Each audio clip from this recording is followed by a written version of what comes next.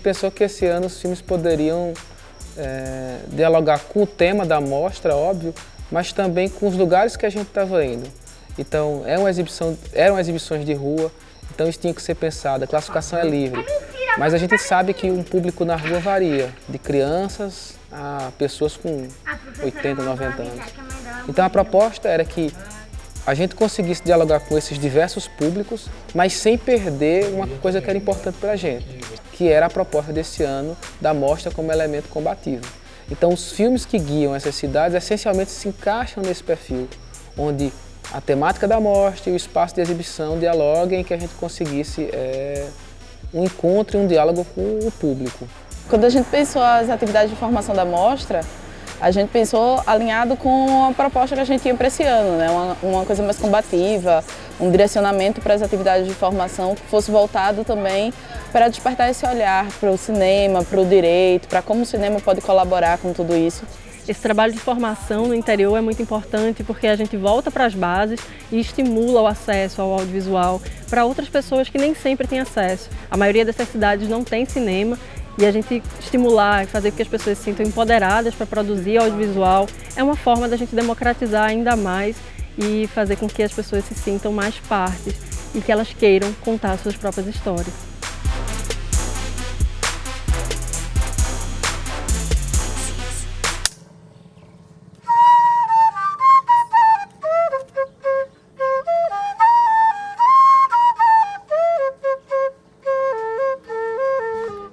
Eu estou aqui na cidade de Guaraci, para falar sobre o tema Novas Narrativas Audiovisuais. Essas novas narrativas audiovisuais, na perspectiva dos realizadores, comunicadores sociais indígenas, ela vem só para potencializar o nosso lugar de fala enquanto protagonista da nossa própria história, visibilizando e levando até as pessoas as nossas realidades.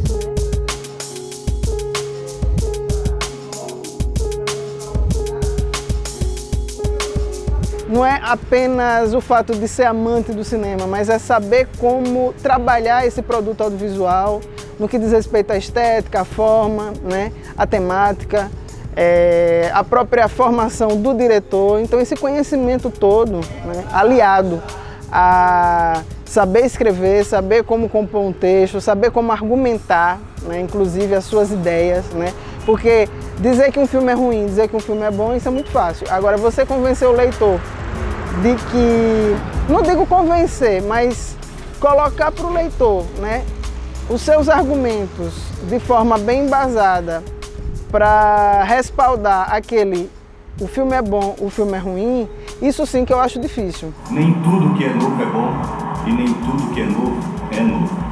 O projeto Novo Recife nem é novo e nem é bom. O que eu tentei propor é uma reflexão sobre essa relação entre a produção de narrativas audiovisuais e a determinação da população em produzir uma política da vida.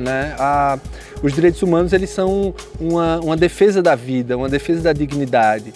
E aí eu puxei um ponto específico disso, que é o direito à cidade, é um foco de estudo e de militância minha dentro do movimento Ocupa Estelita e de outras mobilizações sociais, e pensar como o audiovisual político, militante, de intervenção, ele participa dessa organização pela transformação social.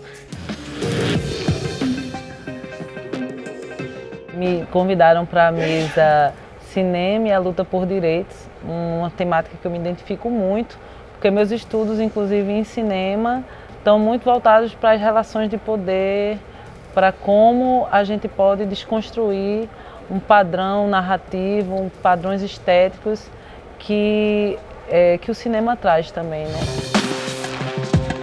Então, maravilha voltar aqui à Mostra Pajeú de Cinema. A gente acabou de fazer uma mesa de debate muito bacana, chamada de Cinema Dentro e Fora da Escola. Os alunos participaram bastante, professores.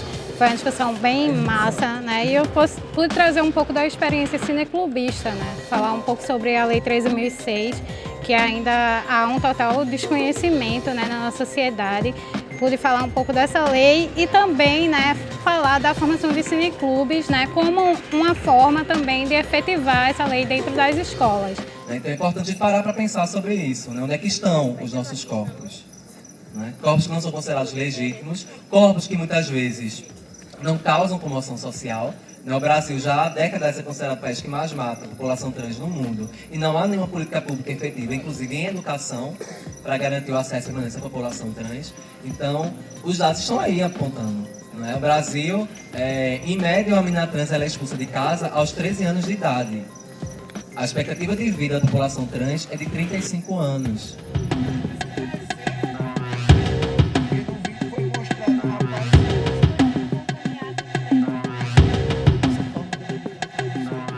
A ideia da gente trazer uma mostra de cinema para dentro da instituição, ela já era antiga, né?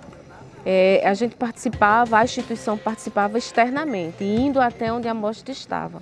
Então, esse ano, articulando com o Bruno e com o William, de forma bem específica, a gente conseguiu que essa mostra viesse para dentro da instituição.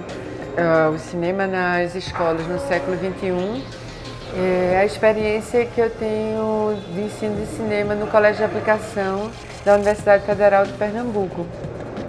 Então eu trouxe um pouco da história dessas disciplinas de ensino de cinema no colégio e algumas experiências metodológicas também, alguns experimentos que eu fiz e alguns filmes produzidos por alunas e alunos para a gente poder conversar a partir daí.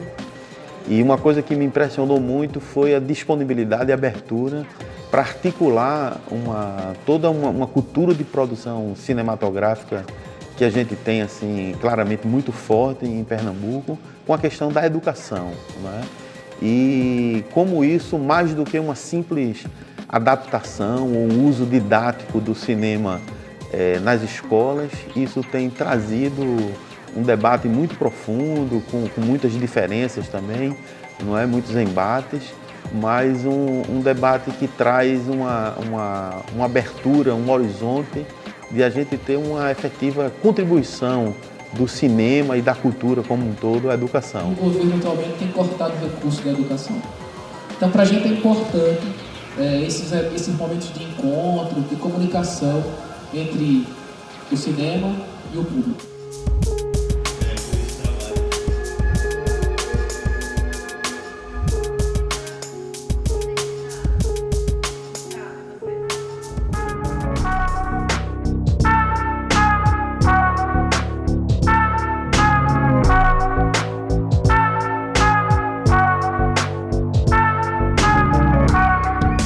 Cineclube do Beco nasceu assim ano passado, nessa proposta de estar ocupando os espaços,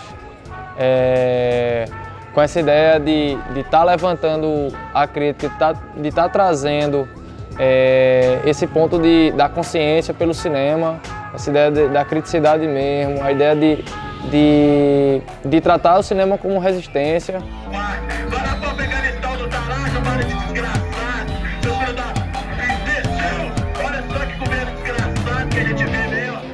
A curadoria é um processo que ela se desenvolve ao longo dos últimos meses, né? Praticamente o último ano, desde que acaba a última mostra, eu já começo a pensar em quais são os filmes da mostra do ano que vem. Então, além dos filmes inscritos que participam da mostra, que são selecionados para a mostra,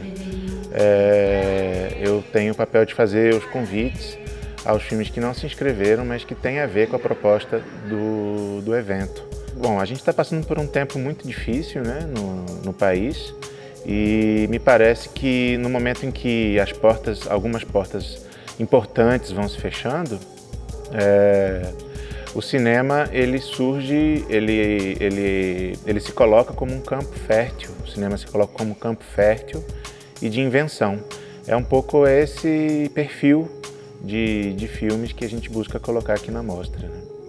Trazer Bia Desenha, que é uma animação infantil de televisão, para a Mostra Pajeú de Cinema, para o Cine São José E ter uma experiência coletiva com as crianças é algo que não tem dinheiro que pague. É das coisas que fazem fazer mais sentido, assim, as coisas que fazem valer a pena trabalhar o audiovisual, porque o cenário está cada vez mais arisco para a gente que é artista.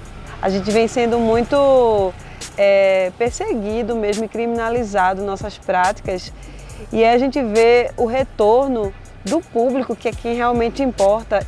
Eu gosto dessa mostra porque o cinema ficou muito parado por muito tempo. Aí quando passa isso, o cinema dá mais uma aberta e todo mundo gosta, né? Gostei desse último filme, que o nome é Francis, que é o nome de batismo. Gostei demais dele, que explica bastante coisa que eu estou estudando e é mais legal. Gostei muito desse filme. O cinema é feito por uma equipe, parte Olinda, Recife, e parte em Águas Belas, junto ao coletivo de cinema Funion. Até é interessante falar isso de ter sido feito em Águas Belas, que é aqui na divisa Sertão-Agreste, né? E tá num festival do interior, trazer o filme para cá, num local onde ele também foi produzido, onde existem também pessoas profissionais que trabalham com isso, produzindo cinema e também distribuindo cinema, né? Trabalhando com formação, então fico muito feliz de trazer o filme para cá. Hoje foi o encerramento. Eu apresentei o Estou Me Guardando para Quando o Carnaval Chegar, que é o último filme de Marcelo Gomes. É um filme que fala das relações de trabalho a partir do microcosmo de uma cidade do interior de Pernambuco, Toritama, que tem uma produção de jeans em uma escala industrial, e isso dialoga muito com o Brasil atual, especialmente esse Brasil pós-reforma trabalhista. Lá vem o povo dançando, cantando Nosso Senhor. Lá vem o povo dançando, cantando Nosso Senhor. E vai.